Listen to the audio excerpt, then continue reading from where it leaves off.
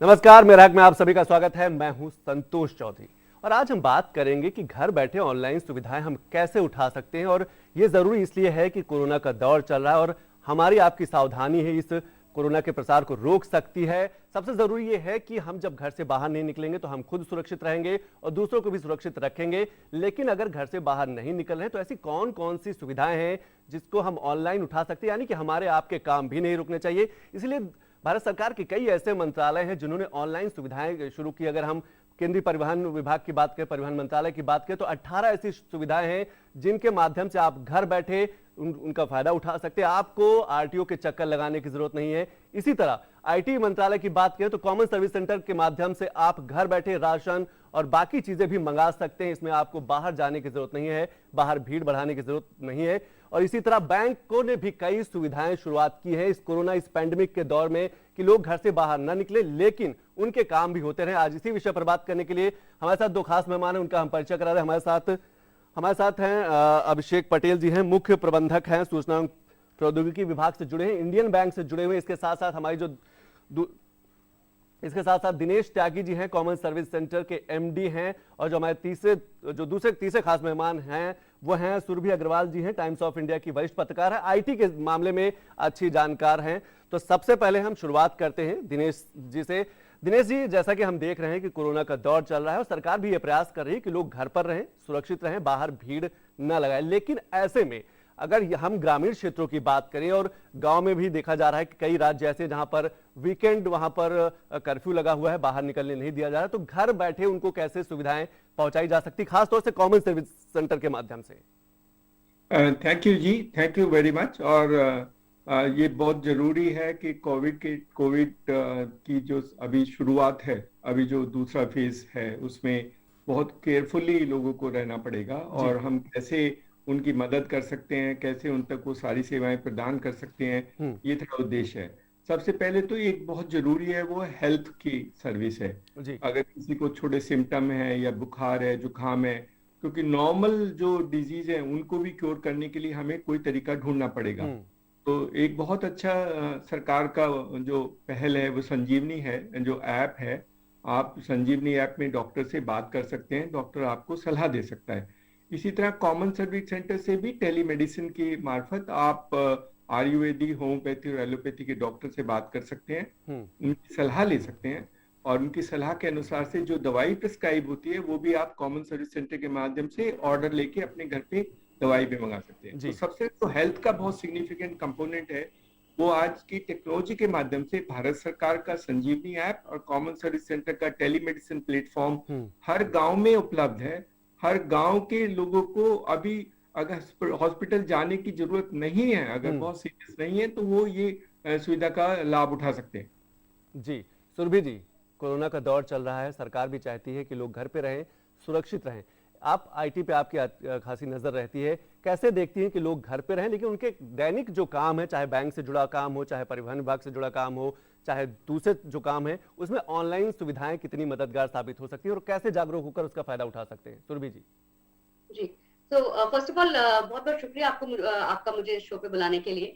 अगर हम एक साल में देखें, पिछले साल से अगर हम देखें तो जो डिजिटल अडॉप्शन है कंट्री का, वो बहुत ही ज्यादा बढ़ गया है। अगर हम नंबर ऑफ इंटरनेट यूजर्स देखें तो इस टाइम पे 700 मिलियन इंटरनेट यूजर्स हैं कंट्री में, करीबन 1 बिलियन स्मार्टफोन्स हैं। तो अगर हम इसको देखें तो पैंडेमिक में ये जो एक साल जो हमारा पूरा पैंडेमिक का गुजरा है कंट्री का, इसमें जो आईटी का यूज है, जो लोगों का डिजिटल अडॉप्शन है, वो बहुत ही तेजी से बढ़ा है, इतना तेजी से जितना पिछले से कई सालों में नहीं बढ़ा है। और सरकार ने भी उस अपॉर्चुनिटी का फायदा उठा करके बहुत सारी सर्विसेज नई लॉन्च करी हैं और जो एग्जिस्टिंग सर्विसेज थी उनको स्केल अप करा है। तो अगर मैं कुछ एग्जांपल्स आपको बताना चाहूँ तो जैसे कि त्यागी जी ने बात करी सीएससी की, करीबन 4 लाख सीएससी कंट्री में हैं और मोस्टली जो है वो रूरल एरियाज में हैं, जो not just health care service provide करते हैं, बट हर एक चीज चाहे वो छोटा सर्टिफिकेट हो या फिर जैसा कि उन्होंने एक ग्रामीण ई मार्ट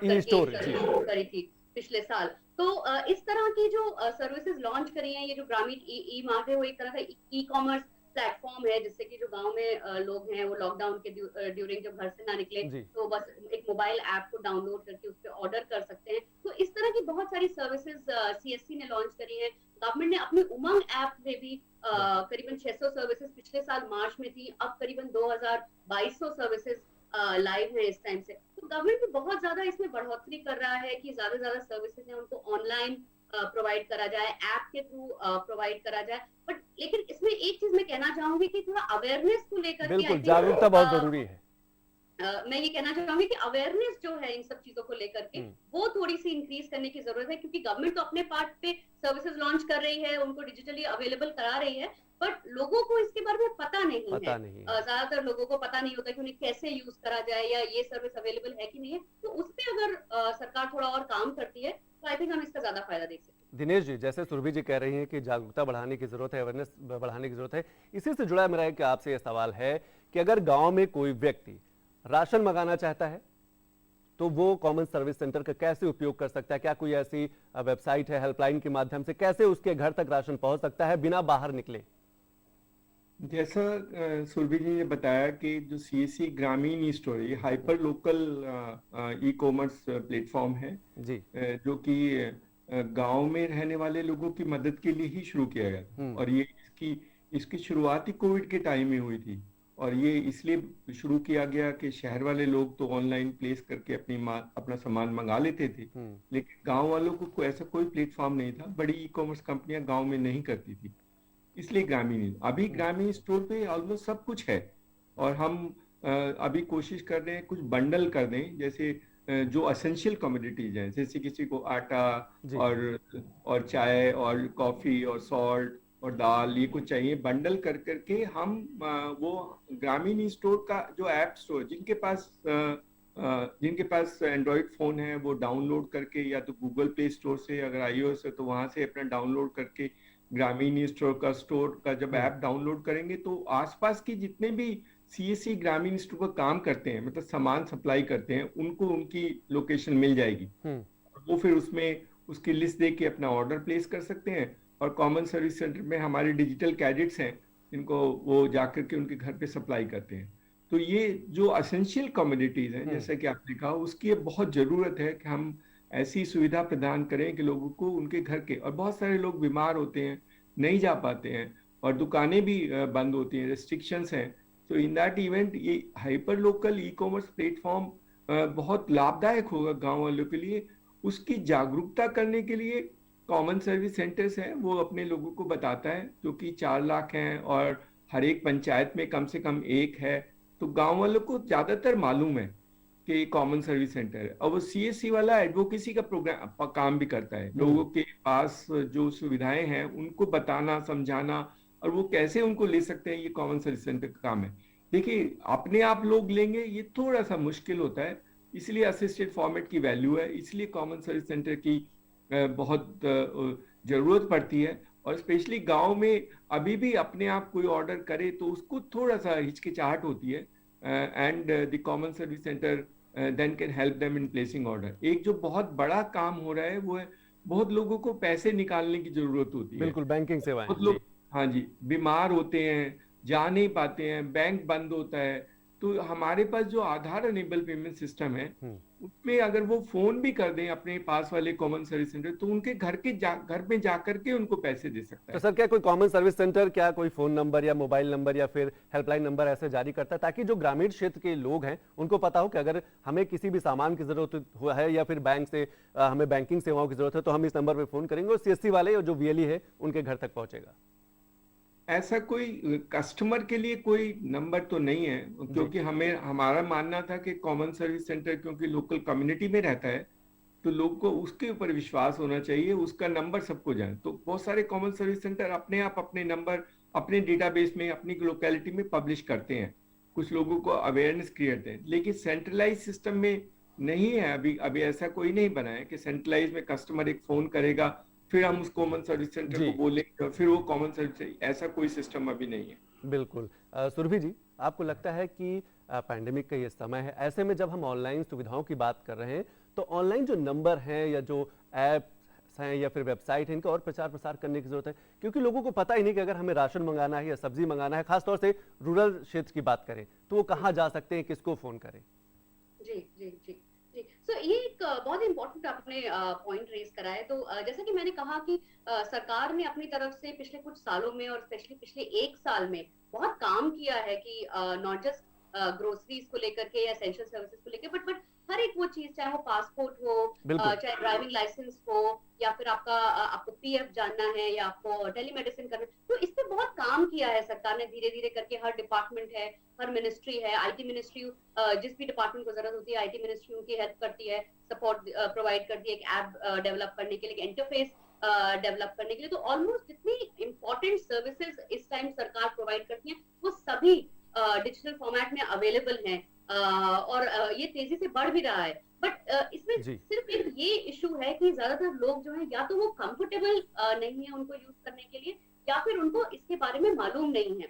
और जैसा कि दिनेश त्यागी जी ने बोला कि जैसे गांव के एरियाज में जो सीएससी का वीएलई होता है, वो एक टाइप ऑफ एक लोकल है जो वहाँ के आसपास के सब लोगों को जानता है, उसका एक अच्छा रिलेशनशिप है आसपास के लोगों के साथ, और उन्हें जो भी सर्विसेज चाहिए होती है वो प्रोवाइड करता है। लेकिन अगर हम थोड़ा सा यही चीज सेमी अर्बन या अर्बन एरियाज में जो लोग ज्यादा लिटरेट नहीं है या जो ज्यादा स्मार्टफोन सेवी नहीं है, उनके पॉइंट ऑफ व्यू से देखें तो उनको थोड़ी सी प्रॉब्लम होती है। जैसे कि हम खुद ही अपने एक्सपीरियंस से हम कह सकते हैं कि हमारे घरों में जो भी एल्डर पॉपुलेशन है, या फिर जो लोग हमारे घर में काम करते हैं, हेल्पर्स हैं, मेड्स हैं, तो वो लोग ये सब सर्विसेज अवेलेबल तो हैं, लेकिन they are not very comfortable using it, या उनको स्मार्टफोन या ये सब यूज करने इतना उनको आता नहीं है ये सब सुरभि जी, करना। क्या तो ये आपको दो लगता है points हैं। कि इसमें भी प्रशिक्षण देने की जरूरत है, समय समय पर Yes. एक स्किल बढ़ाने की जरूरत है कि कैसे आप बैंक की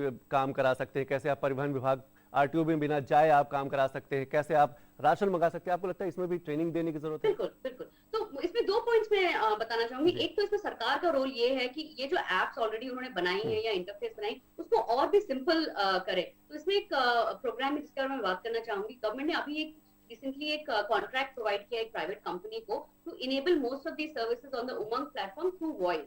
जैसा जी। कि आजकल हम लोग बोलते हैं हे गूगल या हे सिरी, और वॉइस कमांड दे करके हम लोग अपना काम कर लेते हैं कि प्ले दिस सॉन्ग और गेट दिस वर्क डन। इसी तरह से गवर्नमेंट ने एक वॉइस इनेबल्ड सर्विस का लॉन्च किया है, उमंग वो प्रिपेयर कर रही है अपनी उमंग ऐप के थ्रू, जिससे कि जी। जो लोग टाइप नहीं कर सकते या इंग्लिश या हिंदी से बहुत ज्यादा कंफर्टेबल नहीं है, वो लोकल लैंग्वेजेस में इन सर्विसेज स्थानीय भाषाओं को भी बढ़ाने की जरूरत। जी बिल्कुल सही। हमारे जो तीसरे मेहमान है अभिषेक पटेल जी, मुख्य प्रबंधक है इंडियन बैंक के। अभिषेक जी, मैं सबसे पहले आपसे ये जानना चाहता हूं कि बैंक ने क्या तैयारी कर रखी है कि लोग बैंक में ना पहुंचे, लेकिन उनके जो वित्तीय सेवाएं हैं, उनके जो बैंक से जुड़े जो काम है, वो आसानी से ऑनलाइन के माध्यम से वो कर सके, घर पे रह के सुरक्षित रह के।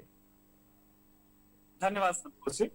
सबसे पहले तो मैं ये बताना चाहूंगा कि जब कोरोना की प्रथम लहर जी। उसके बाद सरकार ने सबसे ज्यादा आर्थिक मोर्चे की तैयारी की, क्योंकि लोगों के रोजगार जा चुके थे, लोग बेरोजगार हो रहे थे, लोगों को पैसा निकालने में दिक्कत ना हो, बैंक सबसे बड़े संक्रमण के अड्डे। और अगर स्वास्थ्य सेवाओं के बाद बात की जाए तो बैंक की कोरोना वेरिएंट पे खेल के लोगों को सेवाएं प्रदान की हैं, जिसकी वजह से आर्थिक तौर पे हम उतने मजबूत रहे कि आज हम इस चुनौती का भी सामना कर पा रहे हैं। तो इसी के तहत भारत सरकार ने 9 सितंबर 2020 को डोर स्टेप बैंकिंग को लॉन्च किया था, जो मुख्य तौर पर संक्रमण के सबसे ज्यादा शिकार लोग जिनकी संभावना हो सकती है, हमारे वृद्धजन जो 70 वर्ष के ऊपर हैं और विकलांग जन, उनके लिए था। इसमें हम अपनी बैंक सेवाओं करते हैं, उनको जाने की जगह हम घर बैठे वो सेवाएं प्राप्त कर सकते हैं, चाहे हमें नगद आहरण करना हो, चाहे जमा करना हो, चाहे पेंशन सर्टिफिकेट लेना हो, चाहे चेक बुक लेना हो, चाहे अकाउंट स्टेटमेंट लेना हो। और एक महत्वपूर्ण बात संतोष जी मैं बताना चाहूंगा, ये का महीना चल रहा है, इस समय कई लोग अपना 15G के लिए बैंक जा रहे हैं, लेकिन आज हमारे पास 19 एप्लीकेशन बैंक के ऐसे हैं, हम घर बैठे ये सुविधाएं सकते हैं। बहुत हैंडी है और बिना बाहर के संक्रमण के प्रभाव में आए हुए। तो सरकार ने डीएसपी को लॉन्च किया, इसके तहत आपको सारी सेवाएं घर बैठे मिल जाएंगी, आपको किसी भी तरह से बैंक में जाने की आवश्यकता नहीं पड़ेगी। अभिषेक जी, अगर मैं आपसे एक चीज़ और ये समझना चाहूँ कि जैसे मनरेगा का पेमेंट होता है, मजदूर उतना जागरूक नहीं है, मोबाइल का प्रयोग नहीं कर पाता है, तो क्या सिंगल विंडो सिस्टम भी है बैंक में? अलग से एक लाइन है कि जहाँ मनरेगा से जुड़े हुए मजदूर हैं, श्रमिक हैं, वो आके आप आसानी से सामाजिक दूरी का पालन करते हुए, मास्क लगाकर पैसा निकाल सकते हैं? सर, आज की डेट में 10 लाख बैंक कर्मी पूरे भारत में हैं जो संक्रमण से जूझते हुए सेवाएं प्रदान कर रहे हैं कोरोना वॉरियर। लेकिन इसके अतिरिक्त इस तरह के जो अनपढ़ लोग हैं या जो लोग मतलब वास्तव में जी। मेहनत कर लोग हैं जिनको बैंक ना आना पड़े, इसके लिए 5,37,000 बिजनेस करेस्पॉन्डेंट या व्यवसाय प्रतिनिधि बैंक में नियुक्त कर रखे हैं, जो कि हर गांव में एक बैंकिंग प्रतिनिधि लगभग है आज की डेट में, बल्कि शहरों में भी। ये क्या करते हैं, आपसे आधार इनेबल ट्रांजैक्शन करवा देते हैं, जिससे आपको बैंक आने की आवश्यकता नहीं पड़ती है। जितनी बैंक शाखाएं हैं उतनी ही लगभग बिजनेस करेस्पॉन्डेंट के सेंटर भी बने हुए हैं। बिल्कुल। और क्षेत्रों में ज्यादा कंसंट्रेट लेवल पे उपलब्ध है। लगभग हर गांव में एक व्यवसाय प्रतिनिधि बैंक का जरूर उपस्थित। बिल्कुल। दिनेश जी, इस कोरोना के दौर में अगर हम रोजगार की बात करें तो क्या आपको लगता है कि कॉमन सर्विस सेंटर के माध्यम से ये जो डोर टू डोर स्कीम शुरू हुई, इससे रोजगार भी बढ़ा है? क्योंकि इसमें ज्यादा से ज्यादा लोगों की जरूरत पड़ी है, ज्यादा लोगों तक पहुंचने की जरूरत है, गांव के घर घर तक पहुंचने की जरूरत है, तो रोजगार भी बढ़ा है। कोरोना के टाइम में जैसे चैलेंजेस हैं वैसे अपॉर्चुनिटीज भी बहुत हैं। बिल्कुल। और उन अपॉर्चुनिटीज को कैसे हम अपने सिस्टम्स में समावेश कर सकें और कैसे हम रोजगार के साधन जुड़ा सकें, यही सरकार का उद्देश्य है जी। तो जैसा आपने कहा, हमने जब ये ग्रामीण ई स्टोर लॉन्च किया था तो उसमें गांव में लोगों को सुविधाएं ये पहुंचाने के लिए हमने डिजिटल कैडेट्स बोलते हैं। तो हमारे अभी तक 1.5 लाख 1.5 लाख ग्रामीण स्टोर्स हैं और करीब 4 से 5 बच्चे और बच्चियां उनमें ये काम करते हैं। तो we already created that kind of employment जो पहले नहीं था।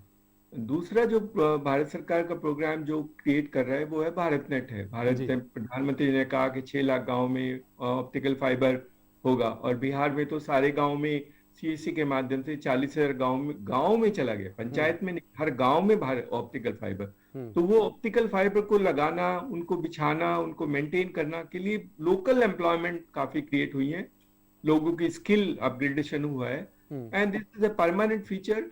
जाकि लोग अब वो जो वर्क फ्रॉम होम वाली जो कल्चर है, दैट वर्क फ्रॉम होम के आप वहीं बैठ करके, तो काफी लोग बाहर से जाकर के भी गांव में, क्योंकि उनको लगता है कि यहाँ बैठ करके अच्छा सा रोजगार मिल सकता है, तो स्किलिंग भी हो सकती है and they can do technical jobs. और क्योंकि अगर भारत नेट हो जाता है, पावर और इंटरनेट गुड क्वालिटी अगर मिल जाए तो लोग गांव में बैठ करके ही काम कर सकते हैं। और बहुत सारी कंपनियां वो परमिशन देती हैं कि आप ऑफिस मत आइए। और कोरोना के टाइम में, कोविड के टाइम में तो ऑफिस बंद हो गए हैं, आपको वर्क फ्रॉम होम करना पड़ेगा। तो अगर हम ये भारत नेट और पावर की क्वालिटी को अगर हम हर गांव में पहुंचा सकते हैं, और वो जो भारत सरकार का मकसद है, तो हमें लगता है कि वर्क फ्रॉम होम की कल्चर बहुत हो जाएगी और हर ऑफिस सिमुलेट हो जाएगा। बिल्कुल। सुरभि जी, इसी रोजगार से जुड़ा मेरा आपसे सवाल है, महिलाओं को कैसे हम रोजगार से जोड़ सकते हैं? क्योंकि वो घर पे है, अगर कर्फ्यू लगा हुआ है, वीकेंड कर्फ्यू लगा हुआ है, घर से बाहर नहीं निकल सकती, तो आपको क्या लगता है कि पेंटिंग के माध्यम से, ऑनलाइन ट्यूशन के माध्यम से, चित्रकारी के माध्यम से उनको बिजी भी रखा जा सकता है और ये रोजगार का एक साधन भी बन सकता है? बिल्कुल।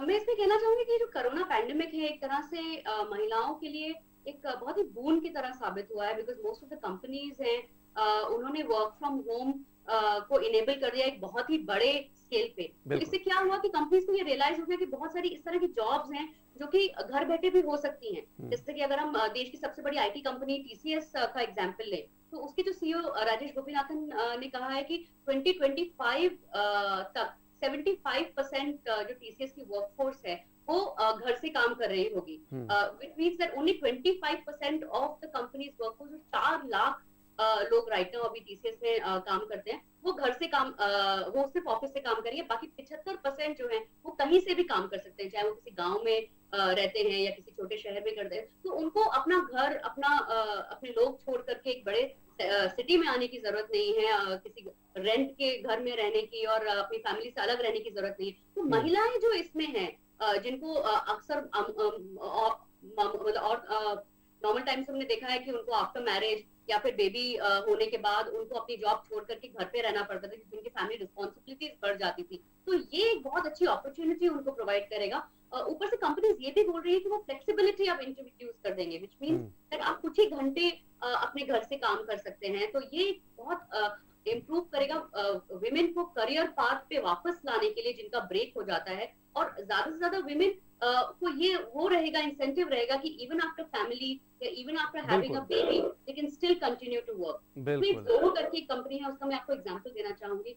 श्रीधर वेमू उनके फाउंडर हैं। तो वो राइट नाउ एक गांव से ऑपरेट करते हैं और उन्होंने एक ये मॉडल प्रूव करा है कि गांव से भी काम हो सकता है अगर हमारे पास प्रॉपर इंफ्रास्ट्रक्चर हो, which is a good internet connectivity and good power. तो अगर इस तरह के हम more and more role models हम क्रिएट करें और कोरोना तो इस पैंडेमिक में भी काफी बदलाव लाया जा सकता है, रोजगार को बढ़ाया जा सकता है। अभिषेक जी, बैंकिंग सेवाओं में अगर हम रोजगार की बात करें या फिर मूविंग एटीएम की बात करें या फिर बैंक मित्र की बात करें, तो क्या आपको लगता है कि इसमें भी रोजगार की संभावनाएं बढ़ी? क्योंकि लोग घर बैठे उनको पैसा मिल रहा है, अब उन्हें बैंक तक जाने की जरूरत नहीं है, इससे वो सुरक्षित भी हैं और उनकी वित्तीय सेवाएं, वित्तीय काम भी हो रहे हैं।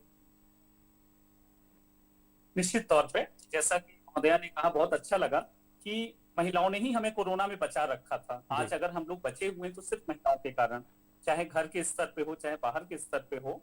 खैर बैंक में तो संक्रमण बढ़ने से वैसी स्थितियां नहीं है, बहुत बुरी स्थिति, लेकिन इस संक्रमण को रोकने और रोजगार दोनों ही देश को पाने के बैंक एक बहुत बेहतर साधन हो सकते हैं। जैसे मैंने बताया, डोर स्टेप बैंक, वो भी एक एजेंसी से टाई अप होता है। जैसे हम जोमेटो या स्विगी से ऑर्डर करते हैं किसी खाने की चीज का, वैसे ही बैंक से ऑर्डर करते हैं तो वो भी जिस व्यक्ति के द्वारा हम प्राप्त करते हैं वो एक व्यक्ति रोजगार जरूर पाता है। इसके माध्यम से, के माध्यम से हमने रोजगार उपलब्ध किया।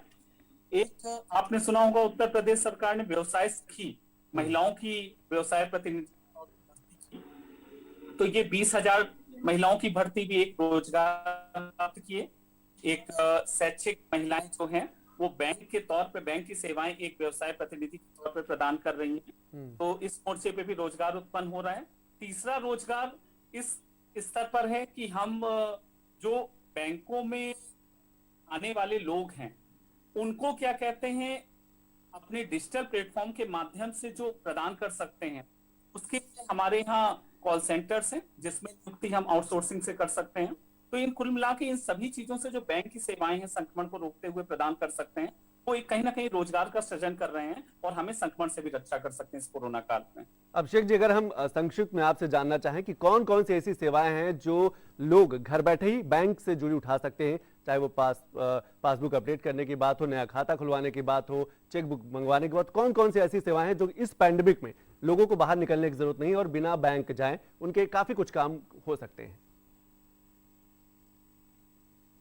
बैंक से आते हैं तो सारी सेवाएं हम डीएसपी के माध्यम से घर बैठे पा सकते हैं। जैसे कि नगद आहरण, पैसा निकालना या पैसा जमा करना या खाते का विवरण प्राप्त करना या 15G जमा करना टैक्स से कटने से रोकने के लिए, या अपना टीडीएस सर्टिफिकेट देना, पेंशन सर्टिफिकेट देना या चेकबुक की रिक्वेस्ट करना, यही मुख्य कार्य होते हैं जिनके कारण हम बैंक जाते हैं। इसके अतिरिक्त हम किसी प्रकार की एप्लीकेशन को अगर हम चाहते हैं कि बैंक हमें प्रदान करे, उसके लिए आवेदन डीएसपी के माध्यम से बैंक को प्रदान कर सकते हैं। तो यही सब चीजें हैं जिनके लिए हम डीएसपी का माध्यम लेके हम परिसर में जाने से बच सकते हैं, जो कि संक्रमण के बहुत बड़े केंद्र हो सकते हैं। जी, समय की बहुत कमी है और अपने लास्ट कमेंट में तीनों मेहमानों से जानना चाहूंगा। सबसे पहले दिनेश जी, मैं आपसे समझना चाहूंगा कि लोग घर पर हैं, बाहर नहीं निकल रहे हैं, तो जो डोमेस्टिक वायलेंस की कई खबरें आती हैं, बच्चों के साथ की मारपीट की कई खबरें आती, इसमें अगर ग्रामीण क्षेत्र की बात करें तो कॉमन सर्विस सेंटर क्या कानूनी सुविधाएं भी घर बैठे प्रदान करता है? मोबाइल के माध्यम से, लैपटॉप के माध्यम से ऑनलाइन सेवाएं प्रदान कर सकता है या सलाह दिला सकता है? हमारे पास टेली लॉ है, हमारे पैनल लॉयर्स हैं जो अवेलेबल हैं और हर स्टेट में है, लोकल लैंग्वेज में होते हैं, महिलाएं भी लॉयर्स हैं। तो कोई भी, ये छोटा सा ऐप है जो सीएससी के माध्यम से आप कनेक्ट कर सकते हैं और प्री लिटिगेशन एडवाइस दी जाती है। मैं सिर्फ एक पॉइंट बोलना चाहता था वर्क फ्रॉम होम के बारे में, क्योंकि आपने डिस्कस किया। वर्क फ्रॉम होम से सिर्फ महिलाओं का लाभ नहीं हुआ, work from home can be a great study for doing की what a transformation taken place. Migration की प्रॉब्लम खत्म होगी, पोल्यूशन का प्रॉब्लम खत्म होगा और काफी एफिशिएंसी ऑर्गेनाइजेशन में बढ़ी। हम तो बढ़िए, अपने बिल्कुल। campus में, हमारी अपनी कंपनी में efficiency level has gone more than 50%। 50%। जी दिनेश जी, समय की बहुत कमी, मैं छोटा सा कमेंट सुरभि जी से भी लेना चाहूंगा कि आप कैसे देखती हैं कि क्या जैसे महिला हेल्पलाइन नंबर है या फिर चाइल्ड हेल्पलाइन नंबर, इनको और थोड़ा सा प्रचार प्रसार करने की जरूरत है, क्योंकि लोग घर में हैं, थोड़ी बहुत दिक्कतें होती रहती, तो उससे भी वो सहारा ले सकती है, मदद ले सकती बिल्कुल है। संतोष जी, तो जैसा कि हम देख रहे हैं और काफी स्टडीज भी आई हैं कि स्ट्रेस लेवल जो है वो काफी बढ़ गया है because of this negative situation which is happening.